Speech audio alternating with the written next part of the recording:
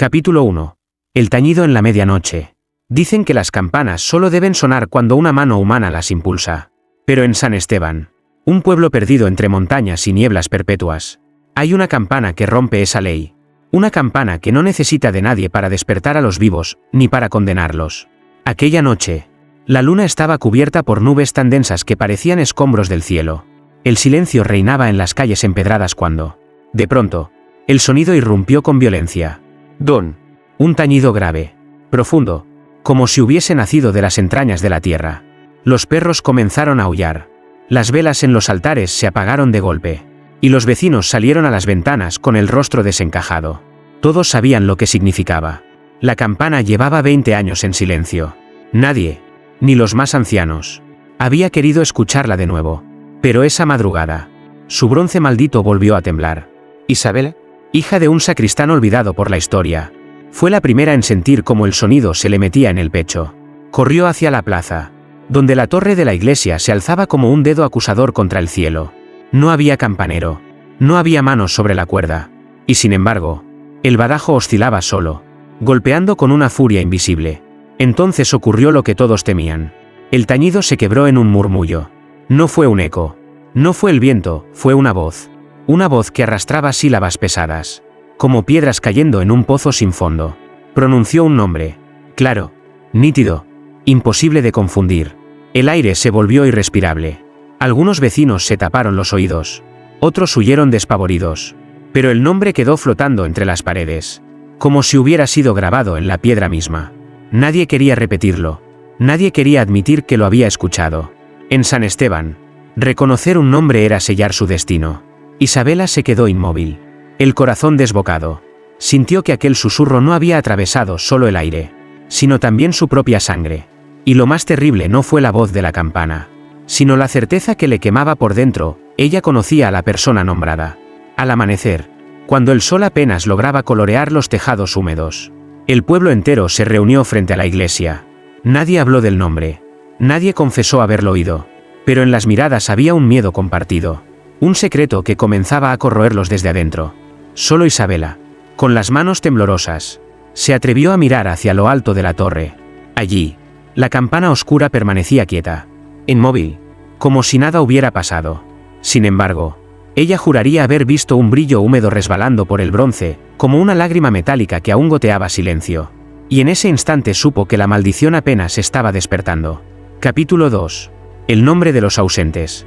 El amanecer llegó cargado de un silencio denso. Un silencio que parecía más pesado que la misma noche. El pueblo de San Esteban intentaba fingir normalidad, abrir las tiendas, encender el horno de pan, regar las macetas. Pero todos sabían que la campana había hablado. Y que su voz nunca era inocente. Isabela caminaba por las calles estrechas con el corazón en un puño. El nombre seguía repitiéndose en su mente como un eco enfermizo, Ramiro. No quería pronunciarlo en voz alta. Pero cada paso que daba hacia la iglesia le recordaba el tono grave con que había sido dictado desde el bronce maldito. Cuando cruzó la plaza, un murmullo la alcanzó como un viento helado. Frente al altar mayor, el cuerpo de un hombre yacía con los brazos abiertos y el rostro vuelto hacia el cielo. Era Ramiro, el herrero del pueblo. Un hombre robusto, acostumbrado al fuego y al metal. Ahora su cuerpo parecía una fragua apagada. Los vecinos se agolparon en torno al cadáver, horrorizados. Algunos lloraban. Otros se santiguaban. Nadie se atrevía a tocarlo. Lo más aterrador no eran sus ojos abiertos ni la rigidez de sus manos, sino la sangre que había brotado por sus oídos, como si el sonido mismo lo hubiera desgarrado desde dentro. La campana, susurró alguien con voz quebrada. Lo llamó. El padre Gabriel, con sotana arrugada y mirada descompuesta, apareció entre la multitud. Intentó pronunciar palabras de consuelo, pero la voz se le quebró antes de nacer. Tomó un crucifijo y lo colocó sobre el pecho del muerto, aunque sus manos temblaban tanto que casi lo dejó caer. Isabela no podía apartar la vista.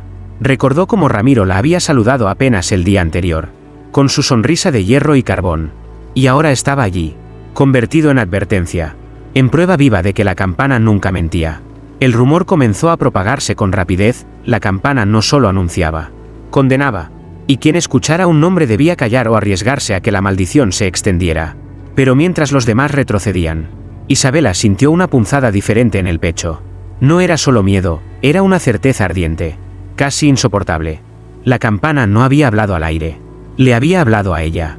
Cuando el padre Gabriel ordenó cerrar la iglesia y cubrir el cadáver, Isabela se quedó de pie frente al portón, con la sensación de que las piedras la observaban. No era el final del horror, era apenas la primera marca en una lista invisible que alguien, o algo, había comenzado a dictar. Y lo peor de todo era esa sospecha venenosa que la perseguía desde la madrugada. Si la campana había dicho un nombre, ¿cuántos más guardaba en su bronce oscuro? Capítulo 3. La anciana que nunca durmió. Esa noche, San Esteban se hundió en un insomnio colectivo. Nadie quería cerrar los ojos. El eco del tañido seguía vivo en las paredes, como si la campana hubiera dejado un pulso invisible en el aire. Isabela, incapaz de soportar el silencio de su propia casa, salió a caminar con una vela en la mano. La brisa apagaba la llama a cada paso, como si la oscuridad misma se negara a ser vencida.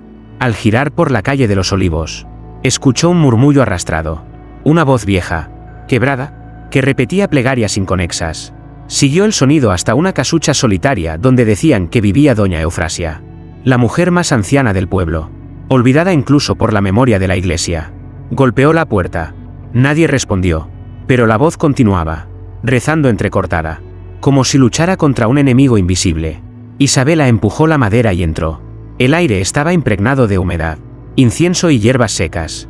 En el centro, encogida en una silla de mimbre, estaba la anciana, con los ojos abiertos de par en par. Sabía que vendrías, susurró sin mirarla. La campana siempre escoge a alguien que cargue con el peso de su voz. Isabela tembló. ¿Usted también la escuchó? La mujer rió. Un sonido áspero, como ramas quebrándose. Hace más de 60 años. Hija, era joven entonces, con sueños y promesas. Una noche sonó, y el nombre fue el de mi hermano. Lo encontré al amanecer con el pecho abierto, como si algo hubiera tocado su corazón. Desde esa noche, no he dormido un solo día. Isabela retrocedió, horrorizada. La anciana levantó la cabeza y sus ojos, rojos y cansados, parecían arder con una claridad extraña. Dormir es escuchar otra vez el nombre, y yo no pienso oírlo por segunda vez. La vela en la mano de Isabela chisporroteó. El aire se volvió helado. La anciana tomó la muñeca de la joven con una fuerza inesperada. Escucha, niña, la campana no llama a los muertos. Llama a los que mienten, a los que ocultan. Cada nombre es un juicio. Y si tú lo has escuchado, es porque estás marcada. Isabela sintió que la sangre se le helaba en las venas. Intentó soltar la mano, pero la anciana la apretó aún más fuerte. ¿Quieres sobrevivir?, preguntó con un susurro que parecía un cuchillo. Entonces no temas al nombre que pronuncie, teme al silencio que deja después. La vela se apagó por completo. En la penumbra, solo quedó la respiración entrecortada de Isabela, y la certeza de que la campana aún no había terminado de hablar. Capítulo 4. El sacerdote sin respuestas. El amanecer en San Esteban fue más frío de lo habitual. El cadáver de Ramiro aún no había sido enterrado, y su cuerpo reposaba en una cripta improvisada bajo la iglesia. El pueblo entero esperaba explicaciones, pero nadie se atrevía a pedirlas en voz alta. Todos miraban al padre Gabriel, como si él tuviera las respuestas que el bronce maldito había despertado. Isabela llegó temprano.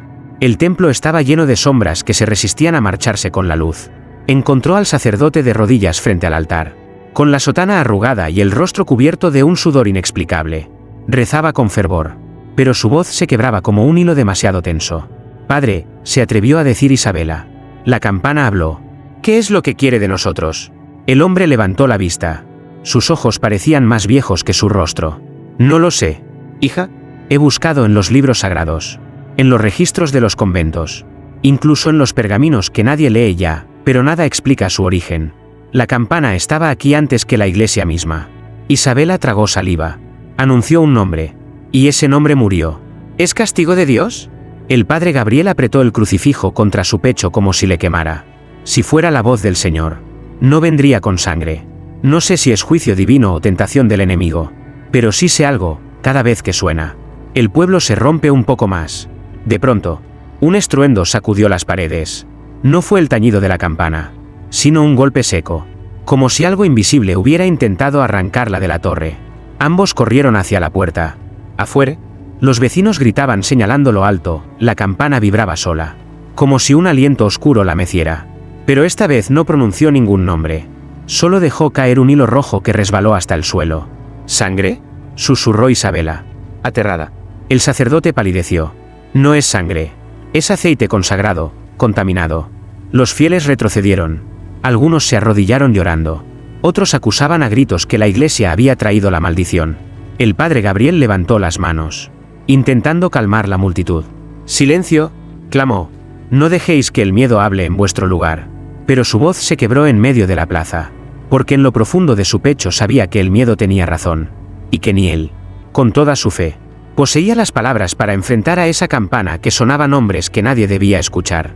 Isabel, desde el atrio, sintió que la mirada del pueblo comenzaba a pesar sobre ella, y comprendió que cada tañido no solo traía muerte, sino también división. Capítulo 5. El secreto en los archivos del convento. Las noches en San Esteban se habían vuelto insoportables. Nadie dormía, nadie reía, nadie se atrevía siquiera a mirar la torre donde la campana reposaba, inmóvil como un animal al acecho. Isabel, sin embargo, no podía conformarse con el miedo compartido. Había algo dentro de ella que exigía respuestas, aunque esas respuestas la destrozaran.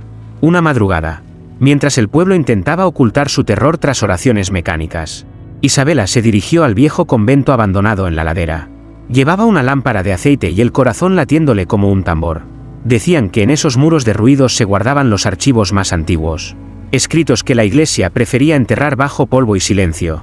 El portón cedió con un quejido y el aire frío la envolvió como un sudario. El interior olía a cera gastada y humedad. Los pasillos estaban llenos de telarañas. Pero en el sótano, detrás de una puerta carcomida por los siglos, encontró lo que buscaba, un arcón sellado con una cruz invertida. Con esfuerzo logró abrirlo. Dentro, rollos de pergamino amarillentos la observaban como ojos dormidos. Entre ellos, uno llamó su atención, llevaba escrito en latín, con tinta ennegrecida, un título que le heló la sangre. De campana damnatorum, la campana de los condenados. Isabela lo desplegó con manos temblorosas. El texto hablaba de un artefacto forjado en tiempos de peste y herejía, no para anunciar a los muertos, sino para señalar a los que ocultaban sus pecados. Cada nombre pronunciado no era al azar, era el juicio de una voz que ningún hombre debía escuchar. Un pasaje resaltado en rojo la hizo contener la respiración. El bronce no es metal puro. Está mezclado con lágrimas de inocentes y sangre de mártires. No pertenece al cielo ni al infierno, sino a un lugar que los hombres no deben nombrar. De pronto, un viento helado recorrió el sótano. Las páginas comenzaron a agitarse solas, y la lámpara de aceite vaciló. Entre los susurros de las hojas, creyó escuchar algo más, un eco metálico. El preludio de un nombre que aún no se atrevía a manifestarse. Isabela cerró el pergamino con un golpe y lo abrazó contra su pecho. Sus ojos ardían de lágrimas. Pero dentro de ella había nacido una certeza aterradora: la campana no era un instrumento de fe. Era un espejo oscuro que revelaba lo que nadie quería admitir. Cuando salió del convento, el cielo todavía estaba negro, pero un tañido lejano retumbó entre las montañas. No dijo nombre alguno, solo un rugido grave que pareció resonar en sus huesos. Y en ese instante Isabela comprendió que el tiempo de los secretos había terminado. Capítulo 6. El niño que repitió el sonido. El amanecer trajo consigo un silencio extraño, como si el pueblo entero hubiera dejado de respirar al mismo tiempo. Isabela regresaba del convento con el pergamino oculto bajo su manto, incapaz de apartar de su mente aquellas palabras malditas. Pero lo que estaba por presenciar superaría cualquier revelación escrita en tinta y sangre. En la plaza, un grupo de vecinos rodeaba a un niño de no más de 7 años. Su nombre era Mateo, hijo de una viuda que vivía al borde del río. Tenía los ojos vidriosos, como si mirara a través de los demás sin reconocerlos. Nadie se atrevía a tocarlo. El pequeño se balanceaba de un lado a otro, repitiendo un sonido grave, metálico, imposible de confundir. Era el eco de la campana. «Cállalo», gritó una mujer, santiguándose con desesperación. «Va a traer otro nombre». El padre Gabriel empujó entre la multitud y se inclinó frente al niño. «Mateo, hijo, escucha mi voz». Le tomó las manos. «Deja de repetirlo». Pero el niño no respondió. Sus labios se movían como un badajo invisible, golpeando el aire con cada sílaba. Y de pronto, entre los murmullos guturales, surgió algo más claro. Algo que heló a todos los presentes, una sílaba que se convirtió en nombre. Un nombre vivo. Los vecinos se miraron aterrados, esperando que alguien cayera muerto en ese mismo instante. Sin embargo, nada ocurrió. El nombre quedó suspendido en el aire, como una amenaza incompleta. Isabela dio un paso adelante. No es la campana, es un eco. El niño no la invoca, solo la refleja. El padre Gabriel la miró con una mezcla de miedo y reproche. «¿Cómo lo sabes?», Isabela apretó el pergamino oculto bajo su ropa. No podía confesar lo que había leído. No todavía. Lo sé, respondió, con la voz firme aunque le temblaba el alma. De repente, Mateo dejó de hablar. Sus ojos se clavaron en Isabela como si la reconociera por primera vez. Una sonrisa extraña se dibujó en su rostro infantil, demasiado madura para pertenecer a un niño. Y con un hilo de voz que apenas era audible, murmuró: «Ya escuchaste lo que no debías». El silencio posterior fue tan profundo que hasta las aves huyeron del campanario. Nadie se atrevió a mover un músculo. Isabela, con la piel erizada y el corazón al borde del abismo, comprendió que la maldición ya no dependía solo de la campana. Ahora había encontrado un nuevo mensajero. Capítulo 7. La confesión prohibida. La iglesia de San Esteban se había convertido en un refugio de sombras. Nadie entraba a rezar. Nadie se arrodillaba frente al altar. El eco de la campana y la voz del niño Mateo seguían retumbando en los muros como un veneno que no se disolvía. Aún así, Isabela no pudo resistir el impulso de entrar. Algo dentro de ella le decía que las respuestas no estaban en los pergaminos, ni en los rumores del pueblo, sino en el mismo confesionario donde tantas almas habían buscado alivio. El lugar estaba vacío, apenas iluminado por la luz agonizante de unos cirios. El confesionario, con su madera carcomida, parecía un ataúd abierto en la penumbra. Isabela entró, temblando, y cerró la puerta. El silencio era absoluto, pero al apoyar la frente contra la rejilla, una voz surgió del otro lado. «Sabía que vendrías». Isabela contuvo un grito. La voz no era la del padre Gabriel. Era más grave, más áspera, como el roce del metal oxidado. «¿Quién eres?», preguntó con un hilo de voz. «El que escucha lo que nadie quiere decir. El que pronuncia lo que todos callan». Isabela apretó los puños. «¿Eres la campana?». Hubo una risa breve, cortante. «Soy su eco, o quizás su dueño. La campana no habla sola. Yo pongo los nombres en su bronce. Y tú los escuchas porque fuiste elegida». El corazón de Isabela golpeaba contra su pecho como si quisiera escapar. «¿Por qué yo?». La voz se acercó, susurrando con una intimidad insoportable. «Porque tus oídos no mienten. Porque tu fe aún duda. Y porque tu nombre ya está escrito en la grieta del metal». De pronto, un golpe seco estremeció el confesionario. La madera vibró como si alguien invisible la hubiera azotado desde dentro. Isabela abrió la puerta de un salto y corrió al pasillo, jadeando. El templo seguía vacío. No había nadie. Sin embargo, en el aire flotaba un murmullo persistente. Un eco que la perseguía mientras huía hacia la plaza. «No temas al tañido, teme a lo que confieses». Cuando cruzó la puerta principal, comprendió con horror que algo había cambiado en ella. Ya no era solo una testigo. Era una portadora de secretos que no había pronunciado jamás, pero que ahora alguien, o algo, conocía. Y en lo profundo de la torre, la campana permanecía inmóvil, como si esperara su turno para repetir la confesión. Capítulo 8. El eco en el desierto. Las noches de Isabela se habían vuelto un campo de batalla. Cerraba los ojos y no encontraba descanso. Solo un pasillo interminable de ecos que se repetían en su mente, voces de muertos, susurros del confesionario. Y, sobre todo, el tañido de la campana, que parecía no necesitar del bronce para sonar dentro de su sangre. Aquella madrugada, el sueño la arrastró a un lugar que no reconocía. Un desierto infinito, iluminado por una luna roja como herida abierta. El aire olía a ceniza y la arena quemaba bajo sus pies descalzos. Caminó sin rumbo hasta que escuchó un sonido que la hizo detenerse, el repique de la campana. Pero no estaba sola. Frente a ella, una procesión avanzaba lentamente. Eran figuras envueltas en túnicas blancas, con rostros ocultos bajo velos oscuros. Llevaban la campana sobre un palio, como si fuese un cadáver sagrado. No había cánticos, solo un silencio ritual que pesaba más que cualquier grito. Isabela intentó preguntar quiénes eran, pero ninguno la miró. La procesión avanzaba hacia una grieta en la tierra, un abismo que respiraba como si estuviera vivo. Y antes de arrojar la campana al vacío, uno de los encapuchados se detuvo. Levantó la cabeza y reveló un rostro sin ojos. Un rostro que parecía tallado en mármol roto. Con una voz hueca, le habló directamente a ella. El bronce nunca fue forjado para anunciar la fe, sino para medirla. Isabela sintió que las piernas le temblaban. ¿Medirla? ¿Cómo? El encapuchado extendió una mano huesuda hacia su frente y, al tocarla, una visión la desgarró. Vio su propio rostro reflejado en el metal de la campana.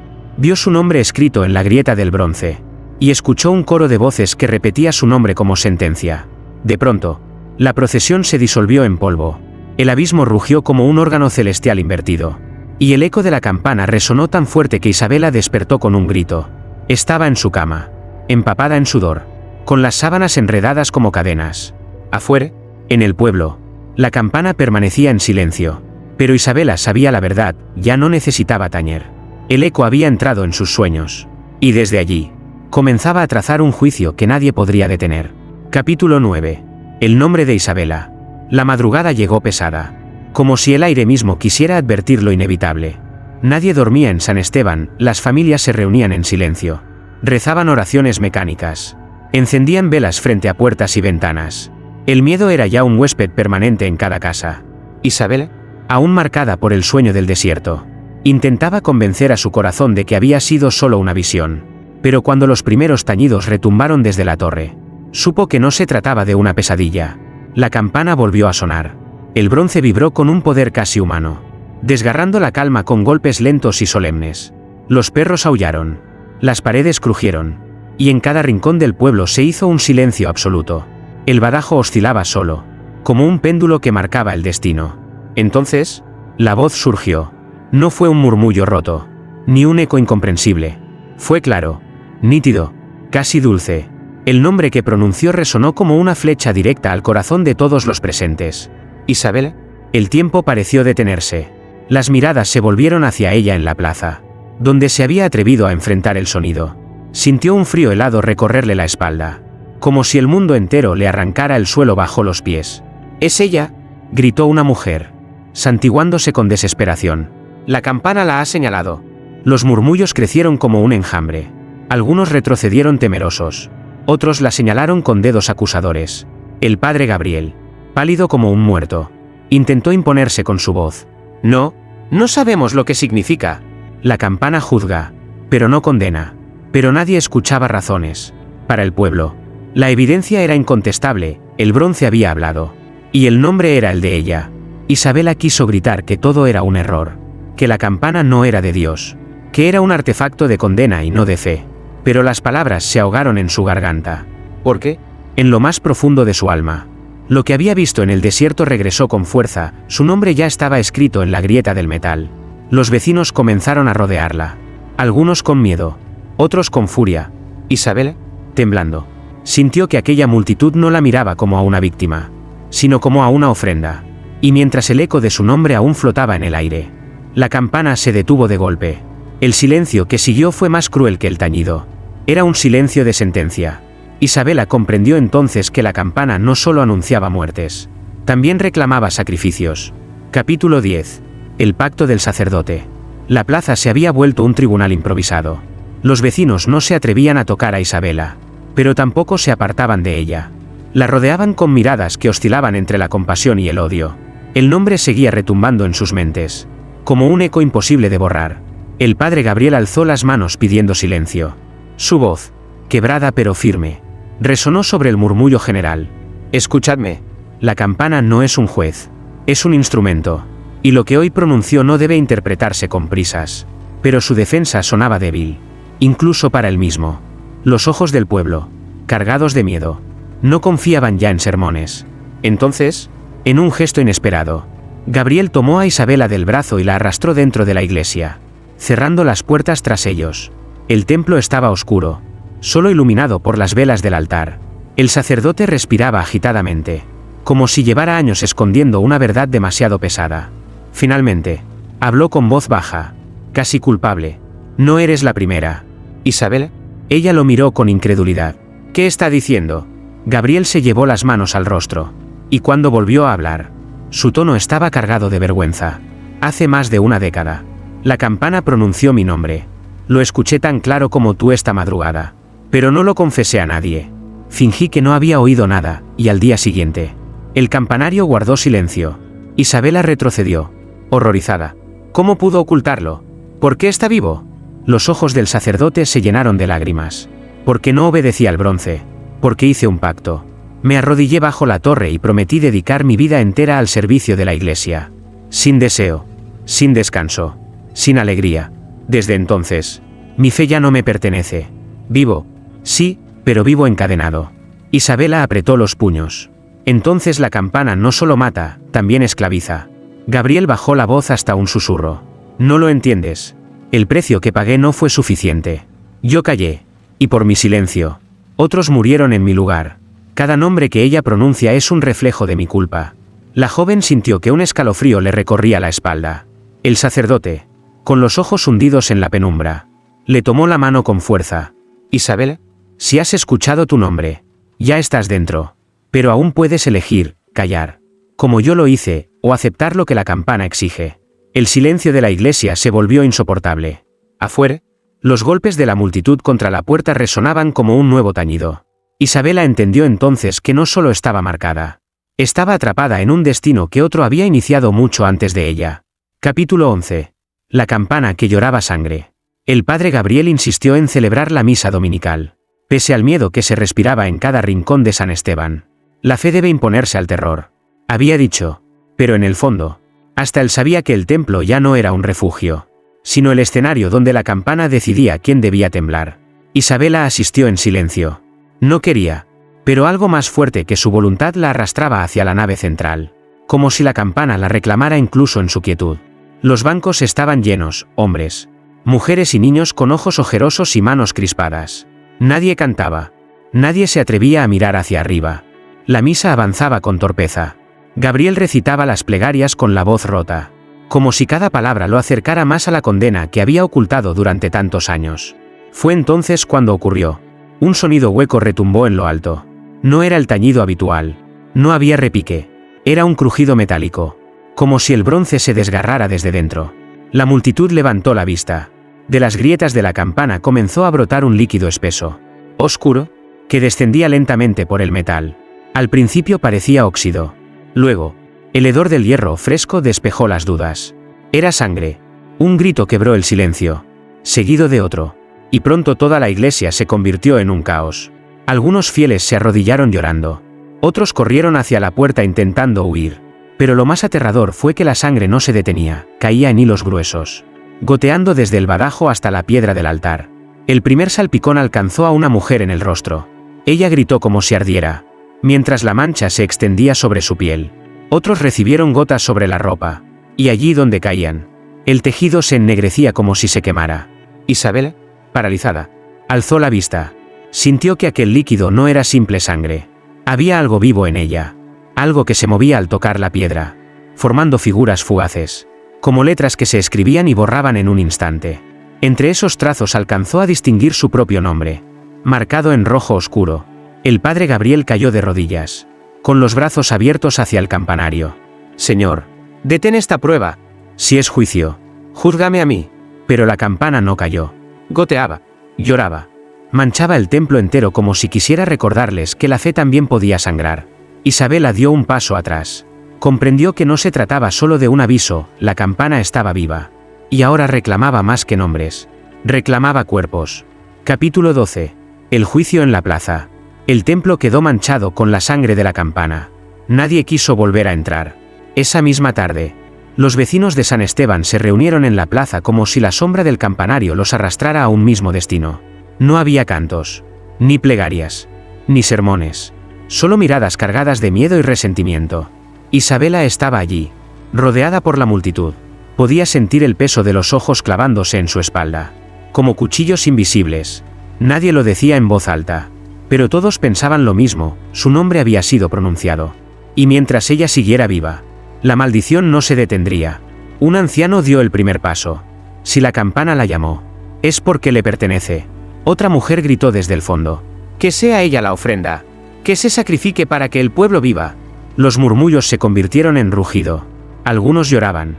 Otros levantaban las manos al cielo. Pero todos señalaban en una misma dirección. Isabela retrocedió hasta chocar contra el muro de piedra de la iglesia. Sentía que la plaza entera se cerraba sobre ella como un círculo de fuego. El padre Gabriel trató de intervenir. Deteneos. ¿No sabéis lo que hacéis? La campana no es de Dios ni del hombre. No podéis entregarle lo que exige. Pero su voz ya no tenía poder. El pueblo había decidido. No era fe. Era miedo disfrazado de justicia. Isabela levantó la cabeza. El cielo se había cubierto de nubes negras, como si el firmamento quisiera presenciar su condena. En medio del clamor, sus ojos se cruzaron con los de Mateo, el niño que había repetido el eco de la campana. Él no gritaba, no acusaba, Solo la miraba con una sonrisa extraña, como si esperara ese momento desde siempre. La multitud avanzó. Brazos ásperos la sujetaron. Voces quebradas la empujaron hacia el centro de la plaza. Algunos alzaban velas, otros piedras, como si se tratara de un ritual antiguo que todos recordaban en silencio. Isabela no luchó. Sabía que la fuerza no le serviría contra la voluntad de todo un pueblo. En su interior, un pensamiento ardía como un secreto: si la campana me reclama, no será como víctima, será como quien desvela su verdadero rostro. El badajo resonó en lo alto. Un único tañido que hizo temblar las ventanas. No pronunció nombre alguno, pero todos lo entendieron como una señal. La plaza entera se inclinó hacia Isabela, convertida en sacrificio, en promesa de redención. Y mientras las sombras de la torre se alargaban sobre su figura, supo que la hora de la verdad estaba a punto de llegar. Capítulo 13. El último tañido. La plaza de San Esteban se había convertido en un escenario de juicio. Cientos de ojos se clavaban en Isabela, ojos cansados, enfermos de miedo, que buscaban en ella la raíz de su desgracia. El cielo, ennegrecido por nubes densas, parecía inclinarse sobre el campanario como un testigo obligado. Isabela, de pie en el centro, sentía la piedra fría bajo sus pies y la respiración del pueblo sobre su nuca. No había cadenas en sus muñecas, pero la multitud era su prisión. Todos aguardaban un último signo, una señal que confirmara el sacrificio. Y entonces ocurrió. La campana vibró. Nadie la tocó, nadie se acercó, pero el badajo comenzó a oscilar lentamente, como el pulso de un corazón enfermo. El sonido que emergió no fue el habitual. No era un tañido aislado, ni un murmullo de nombre. Fue una voz clara, poderosa, que se elevó por encima de la tormenta. No más nombres. El silencio cayó como un rayo. El pueblo entero contuvo la respiración. La campana volvió a resonar. Y esta vez no anunció muerte, sino sentencia. La culpa no está en quien escucha, sino en quien calla. Las palabras recorrieron la plaza como un viento helado. Todos se miraron unos a otros, confundidos, como si la voz les hubiera arrancado un velo de los ojos. Entonces, un grito brotó del fondo. El padre Gabriel. El sacerdote temblaba, con el rostro desencajado. Su secreto, aquel pacto oculto durante años, había quedado al desnudo frente a todos. El silencio que había guardado, el egoísmo de haber sobrevivido, había condenado al pueblo entero. La campana repicó una última vez. Un golpe seco que estremeció las piedras y apagó el aire. Y de sus grietas brotó un torrente de sangre que cayó sobre el sacerdote, bañándolo de pies a cabeza. Gabriel cayó de rodillas, gritando como si ardiera en fuego invisible. La multitud retrocedió, horrorizada. Nadie más fue señalado. Nadie más fue nombrado. Solo él. Isabela, con lágrimas en los ojos, comprendió que el juicio había terminado. La campana, satisfecha, guardó silencio. Su metal oscuro quedó quieto, como si se hubiera vuelto piedra. El pueblo, desechó en llanto y vergüenza, se inclinó ante Isabela, no como víctima ni como condenada, sino como testigo de la verdad. Ella levantó el rostro hacia la torre y supo que nunca volvería a sonar, o que, si lo hacía, sería en otro tiempo, para otro pueblo incapaz de escuchar la voz de sus pecados. En San Esteban, aquel día quedó marcado como el del último tañido, y aunque la campana ya no habló, su eco permaneció en cada conciencia, recordándoles que no hay silencio que pueda enterrar la culpa. Epílogo. El eco que nunca muere. Pasaron los años y San Esteban intentó recomponerse. El campanario quedó sellado, y nadie volvió a mirar hacia lo alto.